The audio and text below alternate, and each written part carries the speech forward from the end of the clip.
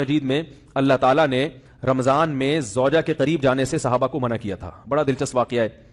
رمضان کی راتوں میں بھی زوجہ کے قریب جانے سے منع کیا تھا. ایک صحابی تھے, وہ رات میں کہیں چلے گئے. اب بڑے پریشان ہوئے, رسول اللہ صلی اللہ علیہ وسلم کے پاس آئے, عرض کیا یا رسول اللہ مجھ سے غلطی ہوئی, رمضان کی رات میں نے اپنی زوجہ کے قریب چلا. آپ نے فرمایا کیوں؟ وہ بڑا دلچسپ واقعہ ہے, بس بظاہر تھوڑا حیا کے خلاف بھی ہے لیکن اتنا بھی نہیں ہے. وہ کہہ رہے میری زوجہ کہیں پانی بھرنے کے لیے جا رہی تھی, ان کی پنڈلی کھلی تو میری نظر بیوی کی پنڈلی پر پڑی اور میں بس پاگل ہو گیا بیوی کے عشق میں. میں یہ اس لیے بیان کر رہا ہوں کہ جو لوگ نظر کی حفاظت کرتے ہیں وہ بیوی کے عشق میں پاگل ہوتے ہیں. جو دن رات انٹرنیٹ پر پنڈلیاں دیکھتے رہتے ہیں انہیں بیوی کی پنڈلی بھی کیا شکل بھی اچھی نہیں لگتی ان کو. بد نظری کا یہ عذاب ہے, وبال ہے کہ جو اللہ نے گھر میں آپ کے لیے بٹھائی ہے وہ آپ کو اچھی نہیں لگے گی. تو نظر کی حفاظت کیا کرو, اس سے آپ کو اپنی بیوی سے عشق ہوگا, محبت ہوگی. بات آ رہی ہے سمجھ میں؟ تو اب دیکھو کیسا روزے کی حالت ہے. رمضان میں پابندی ہے, اسلام میں حکم تھا جو رمضان میں بیوی سے اس طریقے کا 60 روزے لگاتار رکھنے پڑیں گے. کتنا بڑا جرم, لیکن صحابی سے برداشت نہیں ہوا. صرف زوجہ کے پاؤں پہ نظر پڑی ہے. تو وہ کیسے بیوی سے محبت کرتے ہوں گے, اور وہ بیوی کے بغیر رہ سکتے ہوں گے. اور آج لوگوں کے فون آتے ہیں, ہماری بیگم جیسے میں کے جاتی ہے اتنی خوشی ہے, ایسا اچھا سا فیل ہوتا ہے, ایسا عجیب سا محسوس ہو رہا ہوتا ہے جیسے آزاد ہو گئے.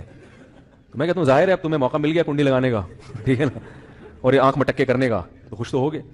تو یہ بھی ایک عذاب ہے جو لبرل لوگ نے جس عذاب میں ڈالا ہوا ہے نا, اس میں عورت کے حقوق نہیں. عورت کے حقوق نظر کی حفاظت میں اور عورت کے پردہ کرنے میں. جب مرد باہر نکلے گا سب پردے میں ہوں گی تو آئے گا کس کے پاس؟ بیگم کے پاس ہی آئے گا. تو اتنے منہ کالا کرنے کے راستے کھول دیے ہیں تو ظاہر ہے پھر کامیاب ازدواجی زندگی نہیں ہوتی. تو نبی کے پاس آئے, عرض کیا یا رسول اللہ میں برداشت نہیں کر پایا. تو آپ مسکرا دیے. تو وہ نبی کے پاس گئے, یا رسول اللہ ایسے ہوا, مجھ سے غلطی ہو گئی. تو آپ نے فرمایا کیوں؟ فرمایا ایسا ہو گیا تھا. تو آپ صلی اللہ علیہ وسلم نے فرمایا 60 روزے رکھو لگاتار. انہوں نے فرمایا ایک کی طاقت نہیں ہے, اس میں یہ ہو گیا 60 کیسے رکھوں گا, نہیں ہے طاقت 60. آپ نے فرمایا ٹھیک ہے پھر 60 غریبوں کو 2 ٹائم کا کھانا کھلاؤ. فرمایا اس کی بھی طاقت, بولو بھائی, نہیں. اتنے میں ایک صحابی لائے کوئی چیز صدقہ کرنے کے لیے. تو آپ نے فرمایا چلو اصل حکم تو یہی ہے کہ 60 روزے یا پھر 60 غریبوں کو کھانا, وہ نہیں تو چلو فی الحال ان کو تنبیہ کے لیے کچھ ان سے صدقہ کروا لیتا ہوں. فرمایا چلو یہ فلاں خیرات کی ایک چیز لے کر آئے ہیں, تم یہ لے کے غریبوں میں بانٹ دو. انہوں نے فرمایا مجھ سے زیادہ غریب پورے مدینہ میں بھائی کوئی بھی نہیں. آپ صلی اللہ علیہ وسلم مسکرانے لگے, فرمایا جاؤ کھاؤ اور بچوں کو کھلاؤ. اور بھائی غلطی بھی ہوئی اور گھر میں راشن بھی آ گیا. تو اس کے بعد قرآن کی آیت نازل ہوئی کہ احل لکم لیلۃ الصیام الرفث الی نسائکم ہن لباس لکم وانتم لباس لہن علم اللہ انکم کنتم تختانون انفسکم فتاب علیکم وعفى عنکم فالآن باشروہن وابتغوا ما کتب اللہ لکم.